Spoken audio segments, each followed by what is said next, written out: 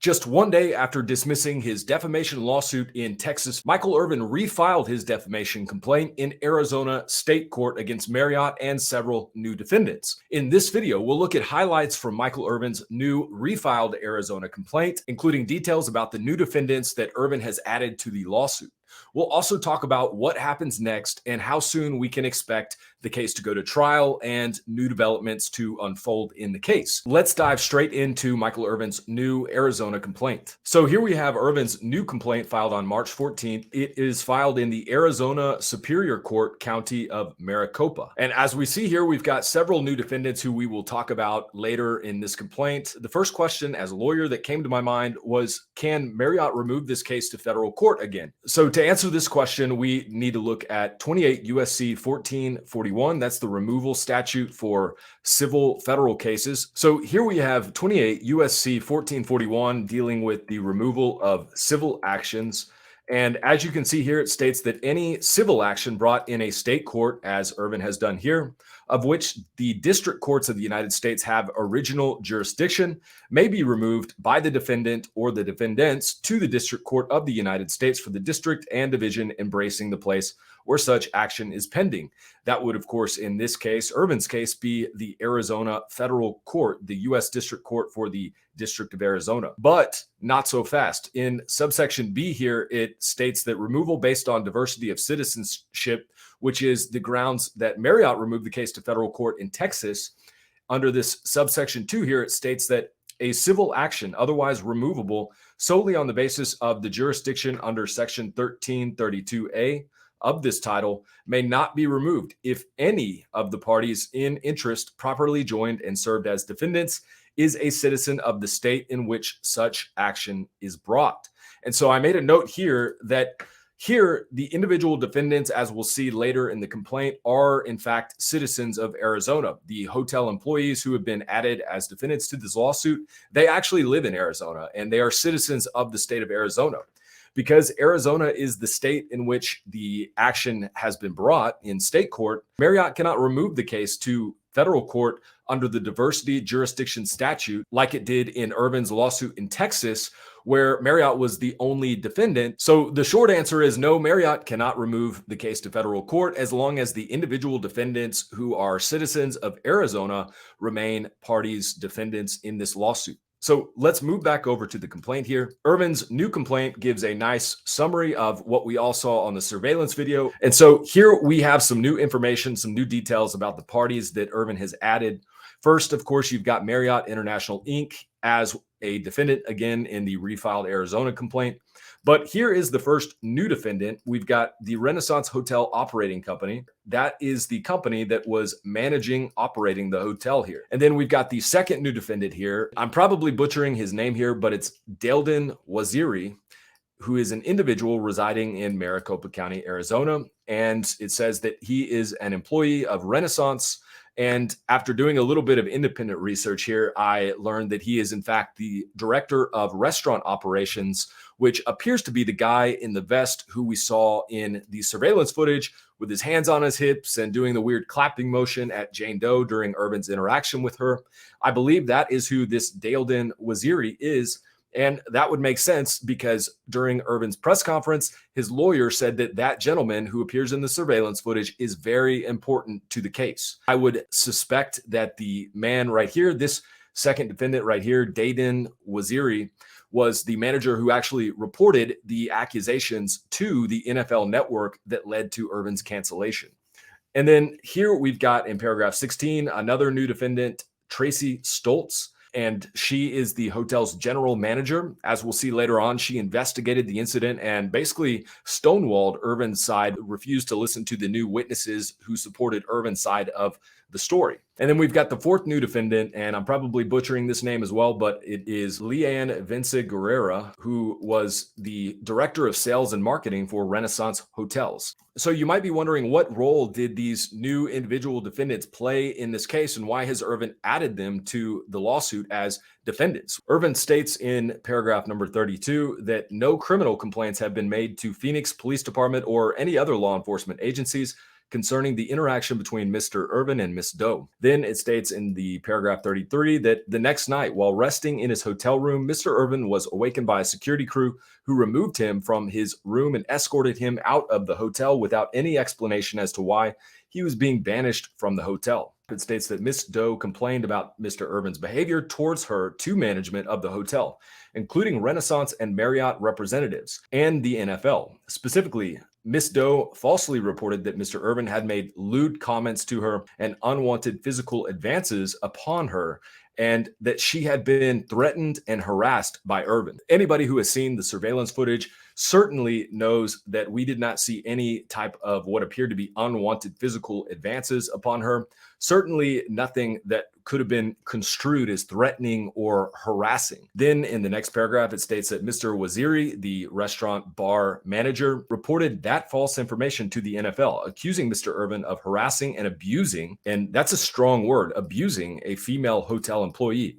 I don't think anybody in their right mind would see that surveillance footage and say Irvin was abusing this staff member by any stretch of the imagination. And it goes on to say that Renaissance and Marriott falsely told the NFL that Mr. Irvin had been captured on video surveillance harassing Miss Doe and that he posed a potential safety risk to Miss Doe and other employees of the hotel. So this is extreme. This is very extreme and totally unwarranted. The fact that Renaissance and Marriott told the NFL that Mr. Irvin had been captured on video surveillance harassing Miss Doe, that is just nowhere on the surveillance. That is a gross mischaracterization of what we can see in that surveillance footage. So Marriott, shame on you for doing that. NFL, shame on you for rushing to judgment. Then moving on to paragraph 40, it states that the hotel is one of several Renaissance hotels within the Marriott portfolio. Marriott is a longtime sponsor of the NFL. Upon information and belief, Marriott's close relationship with the NFL likely caused the NFL to react swiftly, I would say prematurely, in response to the serious allegations and complaints received from Marriott concerning someone identifying as a Marriott Renaissance employee. Upon information and belief, Renaissance and Marriott knew that their statements would carry great weight with the NFL. In paragraph 41, it states, upon information and belief, the NFL relied upon Renaissance and Marriott, the owner of Renaissance and the NFL's longtime partner, to conduct a reasonable and responsible investigation before reporting that an NFL network representative engaged in sexual harassment or presented a risk to the safety of Marriott and Renaissance employees. Upon information and belief, Renaissance and Marriott, and not the NFL, possess information bearing on the interaction between Ms. Doe and Mr. Irvin and the falsity of their statements concerning Mr. Irvin. So I just made a note right here that in this paragraph, paragraph 41, Irvin goes out of his way to state that the NFL does not possess information relevant to his interaction with Jane Doe. And he's doing this most likely to try to protect the NFL, protect the shield from becoming a witness in this case. Irvin wants to go back on TV, of course, and which is likely why he's not suing the NFL for breach of contract or bad faith or wrongful termination, because he so desperately desires to be back on TV covering the NFL. So moving on to paragraph 50 here, it states that those witnesses have also volunteered to provide eyewitness accounts of the incident to the Marriott and Renaissance representatives charged with investigating the reported incident. In paragraph 51, it states Mr. Irvin's representatives contacted Marriott and Renaissance to determine what was going on, to offer witnesses of the incident for questioning and to resolve this matter before Mr. Irvin's reputation was further damaged, but to no avail. Mr. Irvin's representatives, I believe that's referring to his agent, met with Ms. Stoltz and Ms. Vinci Guerrera, our two new defendants here, for the purpose of setting up an interview or meeting among Mr. Irvin, Marriott, and Renaissance, in addition to providing the names of multiple eyewitnesses who observed the complete interaction between Mr. Irvin and Miss Doe and desired to share their accounts of what happened. Ms. Stoltz and Ms. Vinci Guerrera, in reckless disregard for the truth of the devastating reports and accusations made by their colleagues about Mr. Irvin, refused to even contact or gather the information offered by these first-hand eyewitnesses. That is truly unbelievable. Upon information and belief, Ms. Stoltz and Ms. Vincent Guerrera, despite having ready access to information refuting the truth and validity of the reports made against Mr. Irvin, continued to share the false reports concerning Mr. Irvin with the NFL. Then we have the first claim for relief that Irvin has brought. I made a note here that Irvin is not bringing defamation claims against the hotel general manager, Ms. Stoltz, or the marketing director, Ms. Vincent Guerrera, who investigated the incident and allegedly refused to consider the TMZ witness statements or really make a thorough investigation into the matter. So Irvin is not suing those people, those defendants, but he is suing the bar manager here, as we can see, Jane Doe, Renaissance, and Marriott. He is suing those 4 people for defamation, those 2 people and the 2 companies for defamation. So in paragraph 55, it states that Mr. Waziri, the bar manager, published false and defamatory statements about Mr. Irvin when he reported to the NFL that Mr. Irvin had harassed, inappropriately touched, and presented a safety risk to employees of the hotel. So those are really serious allegations to be making about somebody, especially based on what we saw in the surveillance footage. Then the second claim for relief is tortious interference with contracts, and that's against all of the defendants. And so the third claim for relief here is tortious interference with business expectations. Then finally, we see in the relief sought section, I just made a note here because I noticed that Irvin has dropped his request for the amount of $100 million. Maybe he's going to be asking a jury for even more. At the end of the day, though, it'll be the jury of 12 members of the county in which the suit was filed who will decide how much money Michael Irvin is entitled to. So now you might be wondering what happens next in this lawsuit and when can we expect some new developments to happen in this case? Well, first, Irvin's lawyers must serve a copy of Irvin's complaint on each of the defendants, along with what's called a summons to each defendant in the case, including Marriott, even though Marriott is well aware of the lawsuit. It's my understanding, based on looking at the court's docket, that each of the defendants has already been served with the summons and the new complaint. So, for example, let's take a look at the affidavit of service showing the date that Marriott was served in this case. Here we have the affidavit of service. It states that Marriott International Inc. was served on the 14th day of March 2023. Arizona Rule of Civil Procedure 12 gives us the deadline by which Marriott must file an answer or other response to Irvin's complaint. So let's take a look at Rule 12. So here we have Arizona Rule 12. As you can see here in subsection A, it states time to file and serve a responsive pleading. And then in subsection 1A, it states the time for filing and serving a responsive pleading is as follows. A defendant or third-party defendant must file and serve an answer or other responsive pleading within 20 days after being served with the summons and complaint. So Marriott, as we know, was served on March 14th of this year. That should say 2023.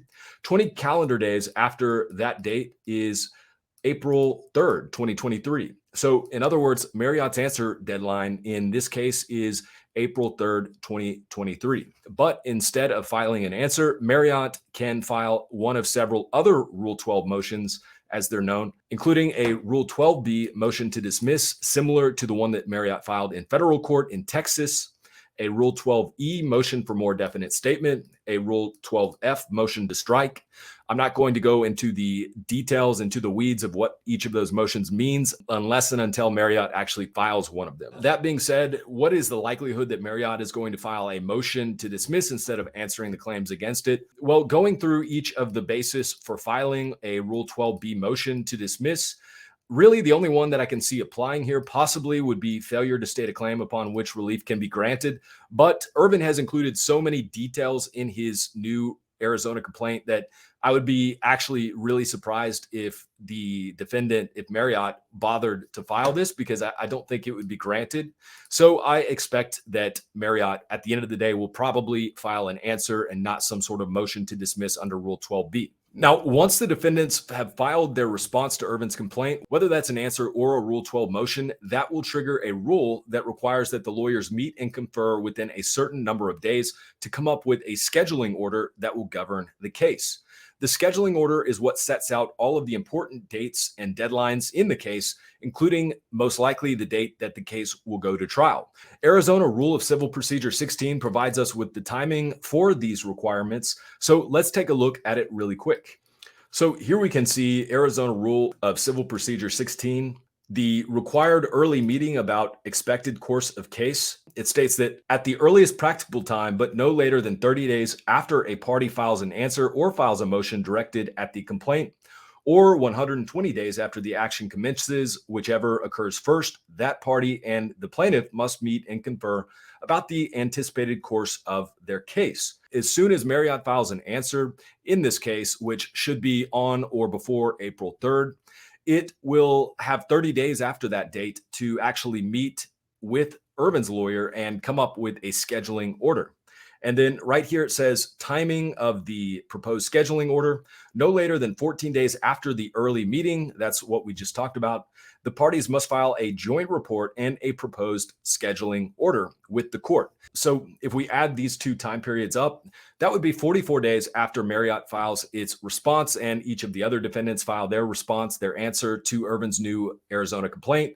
We can expect to see at least a proposed scheduling order that will contain what day this case will be set for trial, dates and deadlines for completing discovery, disclosing witnesses, all of the other things like that that govern a case. So make sure to hit that subscribe button below and turn the bell notification icon on so you don't miss my coverage of all of the new developments in this case, including the answer that we can expect Marriott and the other defendants to be filing any day now. And of course, as always, thank you for watching.